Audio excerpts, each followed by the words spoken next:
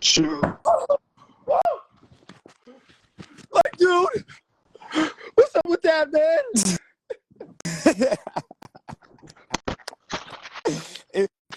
It's Shaggy Carrington. we here with Fight Hype with Shaggy Carrington today. How you feeling, my boy? What's going on?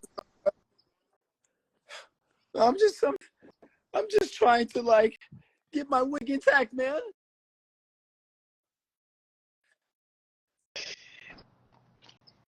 Can you hear me? Your Wi-Fi is like really trippy. No, I'm good on my end. See, like you, it's the hair, man. It's the hair, man. Man, I'm glad to be talking to you, man. I'm ready to do this. You know what I mean? So I got some questions I want to interview about today. You know, with Fight Hype, and I'm very curious. You know, it's Halloween, so I got some spooky stuff for you. So first, I gotta know. First of all, what made you pick this costume, man?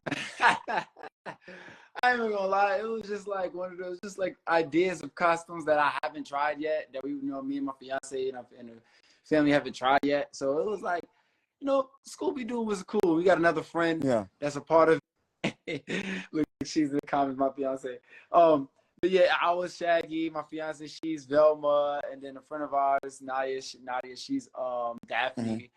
You know, her dog, we basically got him Scooby-Doo. You know what I mean? Scooby. Yeah.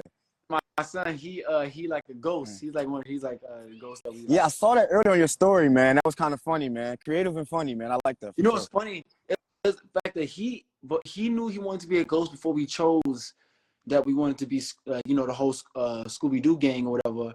Yeah. And when we decided to, choose to be what our costumes were, we didn't even realize like, oh, these was gonna work together until like probably like last weekend or something like that. You're like, oh, it worked out perfectly. So no, you got the Scooby-Doo gang and the Goons and Goblins, man.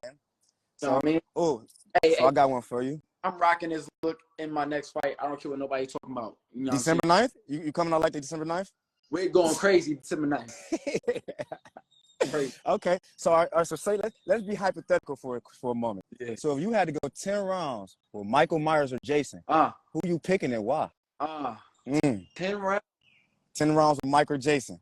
I think I would fare better with Michael Myers, because Jason is a little abnormal, bro. Like Jason, low key crazy. I ain't gonna lie to you. I feel like Michael Myers, he's more human like. Like even though they both got like abnormal strength or whatever,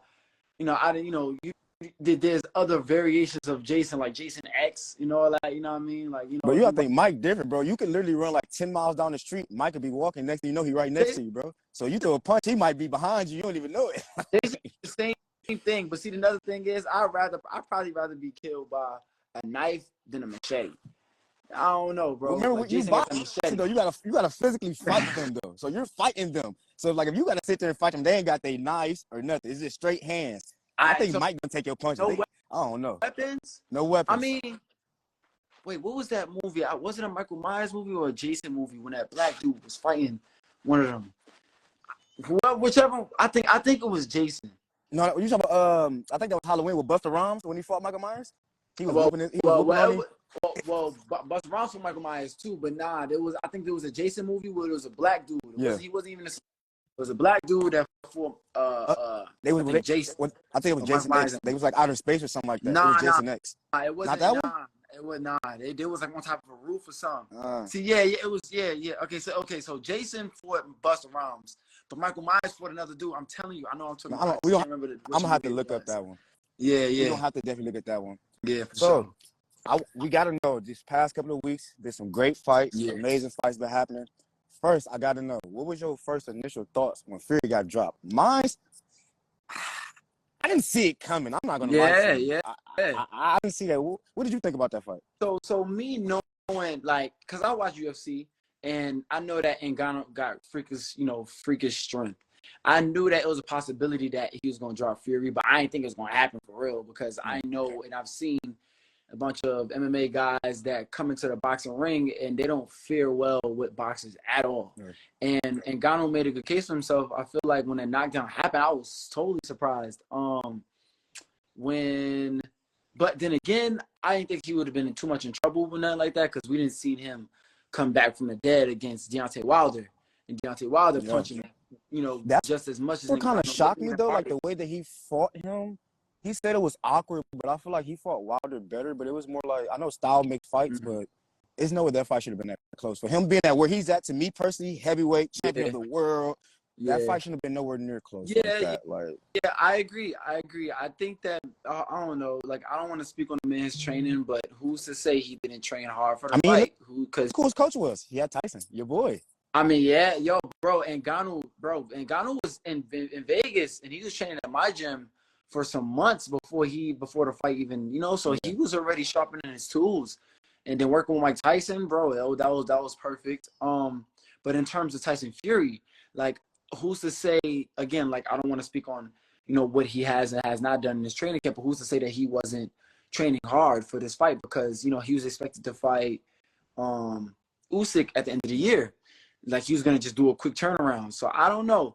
If he was a real boxer, I probably wouldn't have took a fight like that and then got Usyk 2 months later. They said the fight, I'm not sure from my sources, though, they say the fight is not going to happen in December. It's still going to happen, but it's not going to be December no more. Yeah, no, I figured that much. But, he was kind of pushing it for December. Yeah. You know what I mean? He was pushing it for December. I'm not going to lie. He can't fight Usyk like that. I don't see that going well for him. It's going to be a new undisputed champion in heavyweight. I mean, if he fights like that, the way he fought Ngannou, I can definitely see Usyk possibly getting a win. But, if Tyson Fury becomes, the Tyson Fury we've been seeing his past few fights, aside from Ngannou, then I don't know. I still got Fury ahead of that. Okay, so what did you think about the Ramos-Amanda Serrano fight? The first time in history, women fought 12-round, 3-minute rounds. So I was there. Me personally, I thought it was a great fight, but it didn't give me that, and just being honest, that complete excitement. Like, it didn't give me that excitement. Of course, because it's Serrano, you know what I mean? But it didn't give me that it factor, like, for that specific historic moment, but it was still a historic moment, though. What's your thoughts on that? Real quick off topic, man. Yo, I don't know how y'all do it with hair in your face, bro. That just gets in my eyes. Go ahead, G. Yeah. Anyway, I feel like I understand what you're saying. Like, I understand what you're saying, like, with the excitement and everything like that. But I feel that Amanda Serrano is one of those fighters in the women's side that's kind of paving the way and making history. I honestly don't feel like she gets her just due. She don't get talked about enough. Agreed. She is definitely one of the pioneers for women's boxing and continuing to, like, prove herself time and time again. And now it's 3 minutes. For so long, women were not doing, they were doing 2 minutes, and now they're doing 3 minutes. And bro, so Amanda Serrano put a good case for herself and for other women that's going to be coming up in the future. That's kind of how I look at it. For excitement wise, like, bro, every fight's not going to be exciting.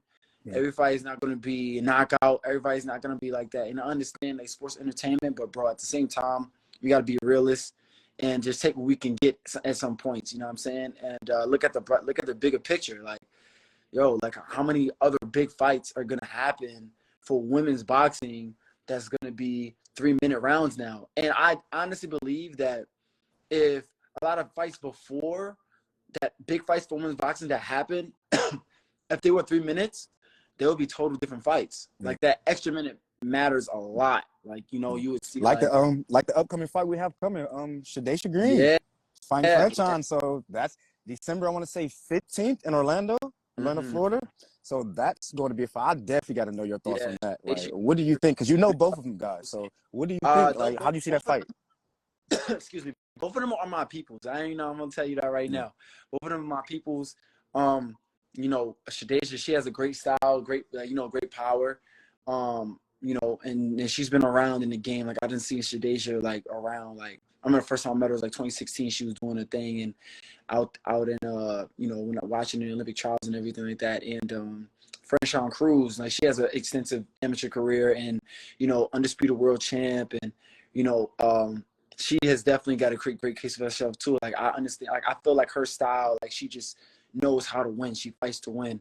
And I'm very interested to see how Shadesha and Franchon styles, how they, mesh with each other. I don't have a winner for that fight. You know, I think the winner for the fights are gonna be the fans, and that's gonna be another breakthrough for women's boxing for sure.